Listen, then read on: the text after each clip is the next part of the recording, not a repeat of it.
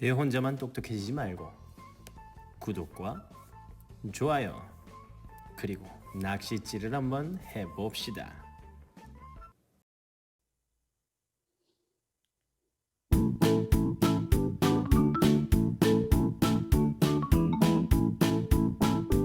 즐거운 사회 시간이에요.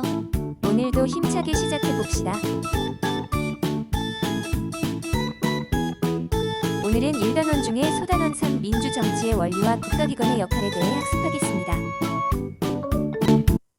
자, 여러분들 지난 시간에는 무엇을 배웠는지 기억나나요? 민주주의 발전 과정과 시민들의 정치 참여에 대해 복습했죠. 다들 기억하겠죠? 잘 말해줬습니다. 그러면 오늘 배운 내용을 한번 같이 알아볼까요?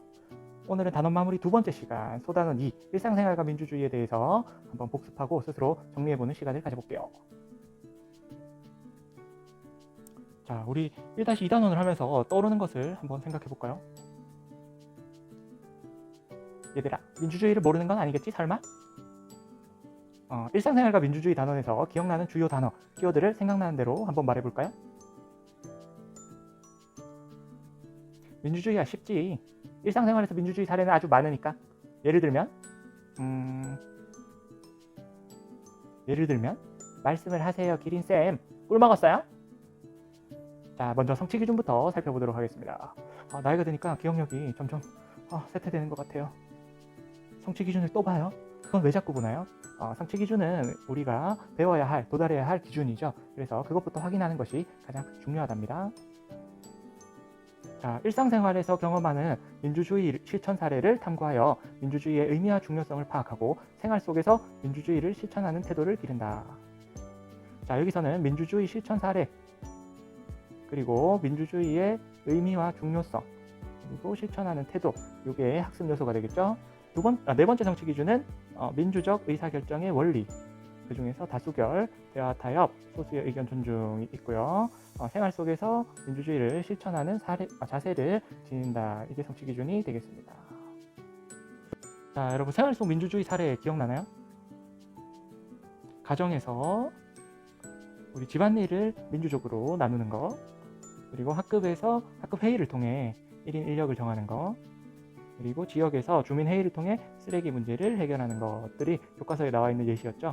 좀 더 살펴보면 가정에서 우리 가족회의를 통해 다수결로 여행지를 결정한다거나, 학급에서 학급 규칙을 회의를 통해서 결정한다거나, 학교에서 정교 어린이회에 참여한다거나, 지역에서 환경보호를 위해 시민단체에서 활동한다거나, 이런 사례들이 있었죠. 여러분 다 기억나죠?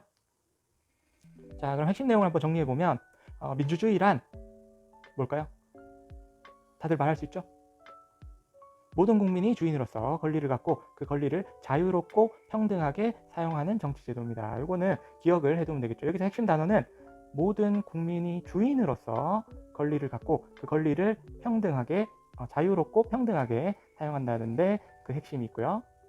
그럼 민주주의는 왜 중요할까? 그렇죠. 바로 인간의 존엄과 자유, 평등을 존중하는 정치제도이기 때문입니다. 이거는 중요하니까 반드시 기억을 해놔야겠습니다.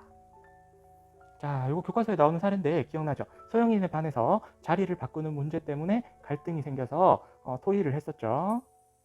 선생님 영상을 보면 BTS와 블랙핑크 연예인들이 등장해서 토의하는 걸 확인할 수가 있습니다. 자, 여기서 진, 제니, 지수, 지민의 이야기를 살펴보면은 진은 키 순서로 앉자는 의견도 좋은 것 같아. 상대방의 의견을 존중하고 있죠.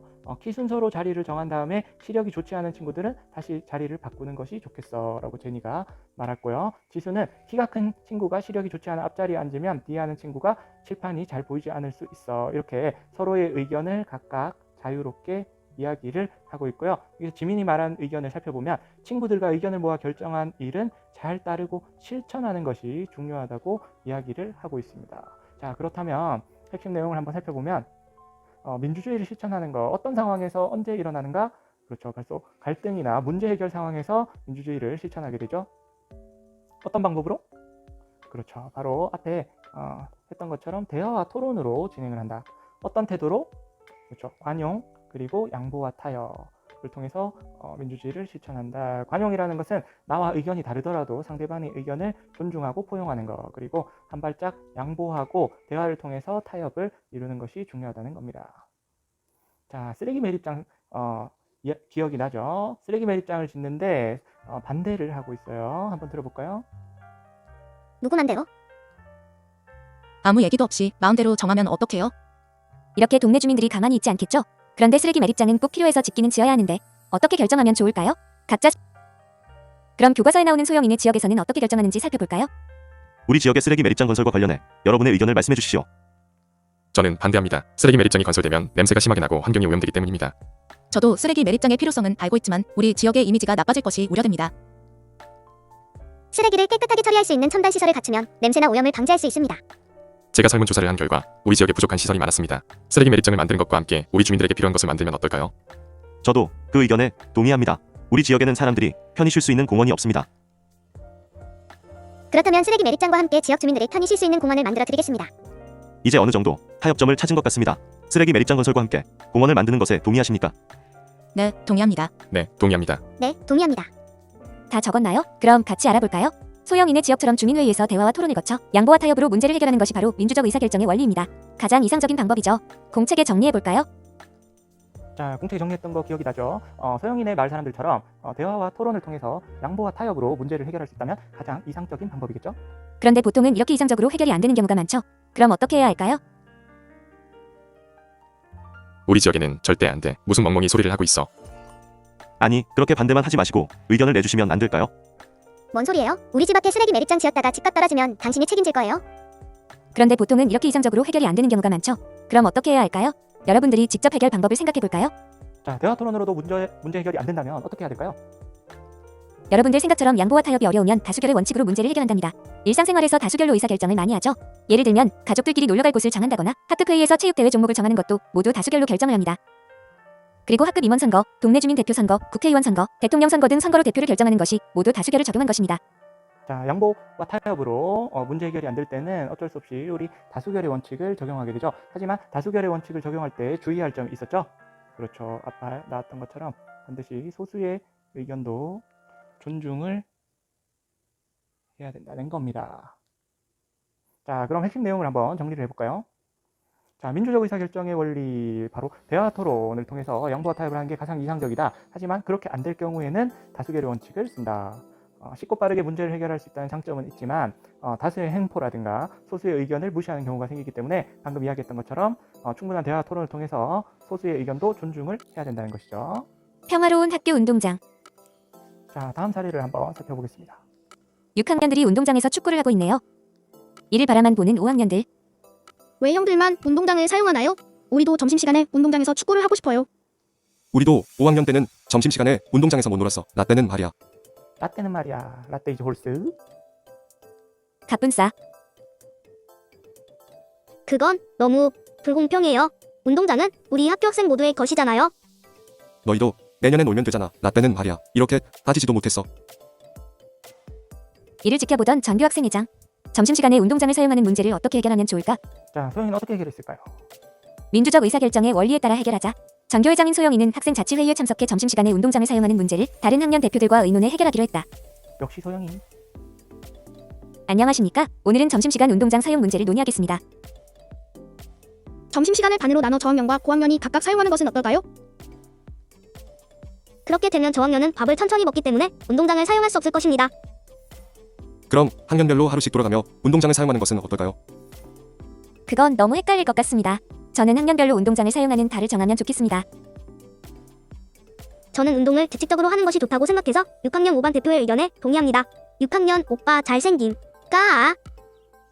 하지만 한 달 동안 집중적으로 사용하면 다양한 활동을 할 수 있으므로 저는 3학년 1반 대표의 의견에 동의합니다. 3학년 귀여워잉 하하.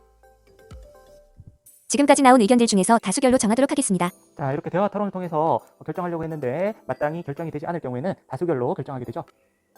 아주 민주적이야 하하. 나 때는 이런 거 없었는데. 하하. 투표 결과 학년별로 하루씩 돌아가며 운동장을 사용하자는 의견이 채택되었습니다. 모두 잘 지켜주시기 바랍니다. 역시 내 예상대로군. 하하하. 소영이네 학교의 점심시간에 운동장을 사용하는 문제는 원만하게 해결되었다. 이것은 학교 학생들이 공동의 문제에 관심을 가지고 민주적인 방법으로 문제를 해결하는 데 참여하고 실천하려는 노력이 가져온 변화였다. 우리도 점심시간에 운동장을 사용하니까 정말 좋지 않니? 응, 다른 학년과 다투지 않아서 좋아. 6학년 되면 다시 바꿔야지. 하하. 하하. 여러분들 잘 보았나요? 소영이네 학교에서 운동장 사용 문제를 해결하는 데 활용한 민주적 의사결정의 원리는 무엇이었나요? 생각해서 공책에 적어볼까요? 여러분 적었던 거 기억나죠? 한번 같이 살펴볼까요? 바로 대화 토론으로 양보와 타협을 하는 게 가장 이상적인데, 그것이 안 될 경우에는 충분한 대화 토론을 통해서 다수결의 원칙에 따라 문제를 해결한다. 바로 민주적 의사결정의 원리 하나인 양보와 타협, 다수결의 원칙이 되겠습니다. 아주 중요하죠? 기린쌤이 추천하는 별표.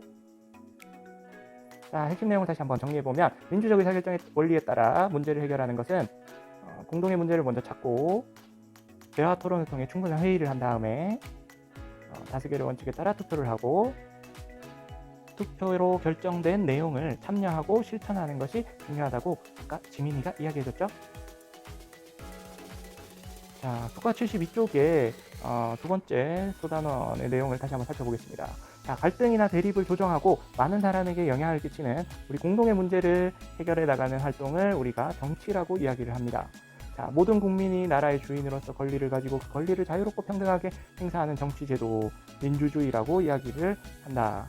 일상생활에서 겪게 되는 다양한 문제와 갈등을 해결하려면 첫 번째, 대화와 토론을 바탕으로 관용, 그리고 비판적 태도, 양보와 타협하는 자세 등이 필요하다. 자, 요거를 기억을 해놔야겠죠.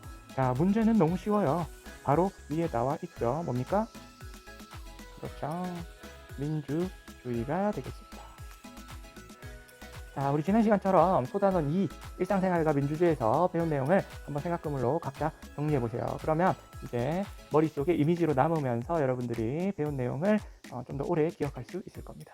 자, 선생님이랑 함께 다 하지는 못하겠지만 중심 키워드만 한번 확인을 해볼까요? 바로 민주주의가 되겠죠. 한번 정리를 해보면 민주주의에 대해서 떠오른 단어를 한번 쭉쭉 적어보면 민주주의, 아까 뭐라고 했었죠? 국민이 주인이라고 했었죠. 그리고 자유롭고 평등하게 행사하는 정치제도라고 이야기를 했었습니다. 자, 민주주의는 왜 중요할까? 아까 인간의 존엄, 그리고 자유, 그리고 평등을 존중하는 정치제도이기 때문이라고 했었고, 그거에 다음 시간에는 무엇을 배울까요? 마지막으로 소단원 3을 함께 복습해 보도록 하겠습니다.